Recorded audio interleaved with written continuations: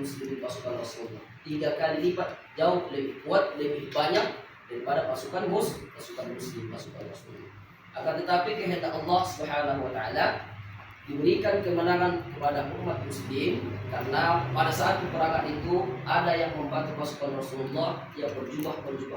Saat orang tidak ada yang tahu siapa yang membantu pasukan Rasulullah ini yang berpakaian putih, berjubah putih.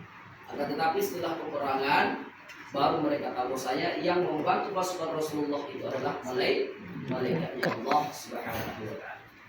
Dan setelah hari-hari terakhir perang, maka Bapak Ibu yang dimuliakan Allah Subhanahu wa taala, para istri-istri mujahid Badar ini, para istri-istri yang berperang, para istri-istri orang yang berperang di perang Badar itu, mereka menunggu suami mereka itu di perbatasan kota Madinah. Mereka menunggu suaminya itu perbatasan kota Madinah. Karena mereka sudah tahu, informasi itu sudah tahu bahwa umat Islam itu meraih kemenangan daripada orang-orang kafir saja.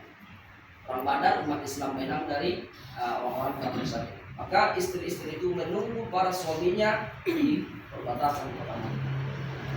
Setelah para suami itu kembali ke kota Madinah, disambut oleh para istri-istrinya. Kemudian dipeluklah, saling berpelukan, memberikan selamat atas kemenangan. Disitulah ketika berpelukan, para suami para mujahid Badar itu mengatakan minal a'idin wal faizin. Apa artinya?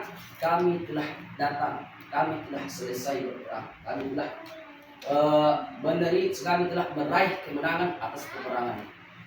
Maka ibu-ibu yang dimuliakan Allah Subhanahu wa taala, kata Rasulullah, perang Badar itu adalah bukan perang yang paling dahsyat. Akan tetapi ada peperangan yang lebih dahsyat lagi daripada perang Badar. Apa? Adalah perang melawan hawa nafsu. Kenapa kita mengucapkan minal a'idin wal faizin setelah lepasnya setelah Ramadan, artinya ketika Idul Fitri, karena bahwasanya kita baru selesai dalam peperangan apa? Peperangan melawan hawa nafsu. Ibu-ibu yang dimuliakan Allah Subhanahu wa taala, kadang banyak orang atau di antara kita ini yang ketika nafsunya lebih tinggi menguasai akalnya, maka mereka itu menyesal. Banyak orang yang dikuasai oleh nafsunya dan belakangnya itu menyesal. Contohnya, ibu-ibu yang dimuliakan Allah Subhanahu wa taala, ada seorang ibu yang melihat anaknya ini dipanggil-panggil tidak mau, kemudian dia kejar, dia pukul. Setelah dipukul anaknya, nangis anak itu.